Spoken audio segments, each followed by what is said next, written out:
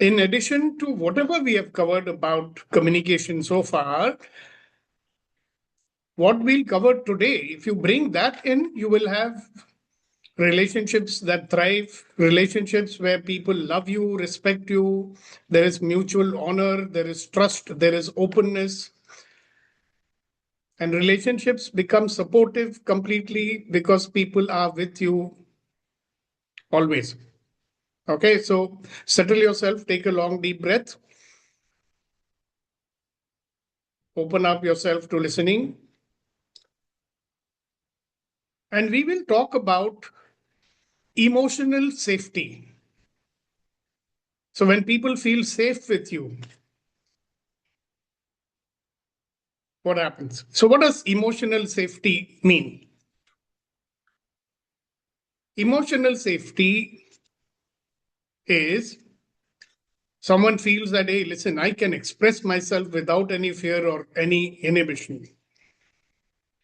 I can make mistakes without being punished. I can be vulnerable without being judged. I can be honest without being made to feel ashamed. So, you guys need to know one thing: people do not fear the truth, they fear the consequences of telling the truth. They're afraid that what is going to happen if I tell the truth. So, emotional safety is very important. And why is that? Because when emotional safety is not there, conversations become defensive, they become closed, they become shallow, they become reactive, they are full of blame or withdrawal. So, when people feel emotionally safe with you, then conversations become honest, open, deep. There is a lot of mutual understanding, there is healing, and the conversation will stay focused on working together to find a solution. I mean, that's why we are talking anyway, isn't it? If there is a problem. So, relationships will thrive or they will die based on emotional safety. So, there are four elements of emotionally safe communication.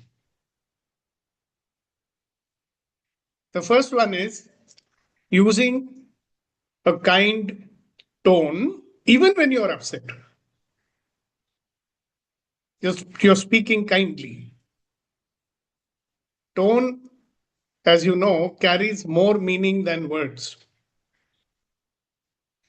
So when someone's tone is harsh, the heart closes. When someone's tone is kind, the heart opens.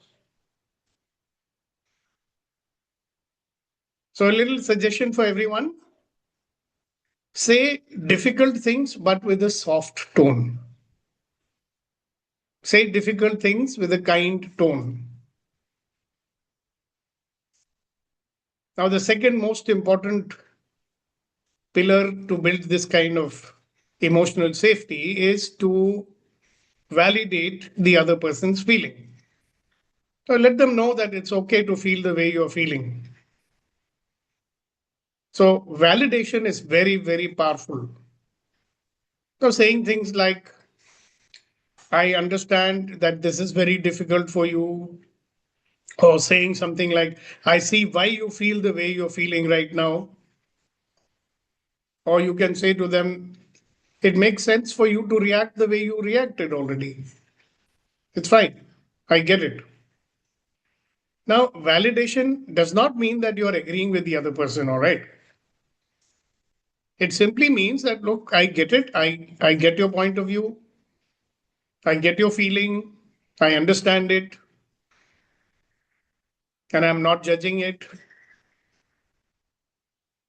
The third very important pillar for emotional openness is vulnerability. So, being honest about your own emotions builds immediate safety. So, examples are I felt hurt, I felt scared, I felt unsupported. So, vulnerability is a strength, it is not a weakness. Don't tell someone, hey, listen, when this happened, I felt unsupported. When such a such thing happened, I felt hurt. When such a thing happened, I was scared, that we may not fulfill our commitments. So, vulnerability is a strength, not weakness. Now, the fourth pillar is do not use any blame language. Without realizing it, lots of times we use language of blame. Now, whenever you say to someone, you always do like this, or you tell someone, you never do this, or when you tell someone, you should do it, instead of saying that, you can always say, oh, when that happened, when such and such thing happened, I felt like this. Or you can say, I need such and such. Or you can say, I would appreciate if you do things in this way. So, ownership of feelings increases the feeling of safety. Okay, so these are the four pillars. Let's do a little exercise. Remember, bring to your mind a recent difficult conversation that you had with someone. How safe did that person feel with you?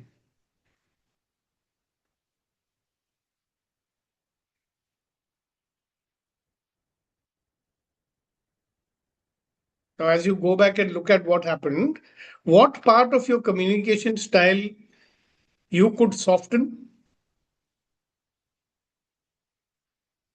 So imagine redoing the same conversation with a softer tone, using validating words, using a language of kindness and vulnerability. Just imagine that you're doing that. Same situation, but you're now talking in a softer tone, you're using validation words, you're being kind, you're being vulnerable. Breathe in and out and see how the things are shifting for you. There are very nice results of emotionally safe communication. Okay. So when people feel safe with you, they will open up with you. When people feel safe with you, they will listen to you, they will trust you, they will cooperate with you,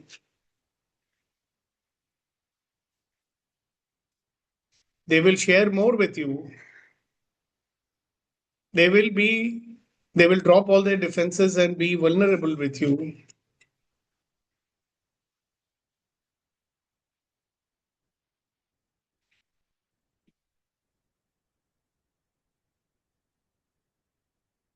They will connect very deeply with you.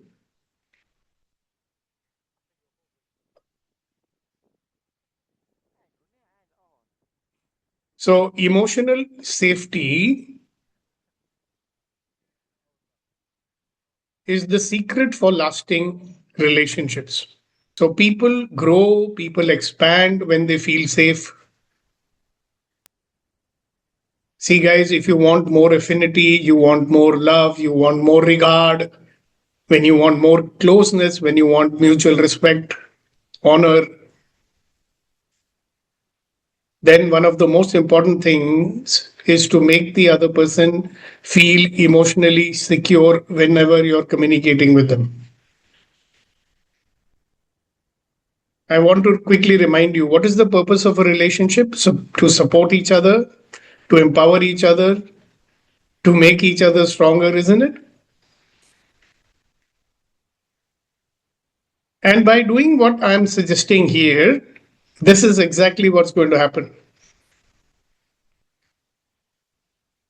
People become stronger. They will grow when they feel safe. People will take more initiative when they feel safe. When they don't feel safe, they are so terrified of making a mistake that they'll be hearing criticism at the end of it. So let your words be a safe space today. Let your presence be a healing presence, that people feel healed when they are with you.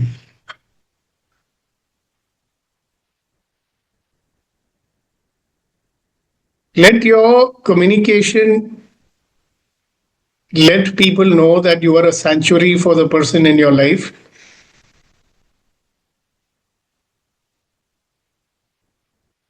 Take a deep breath.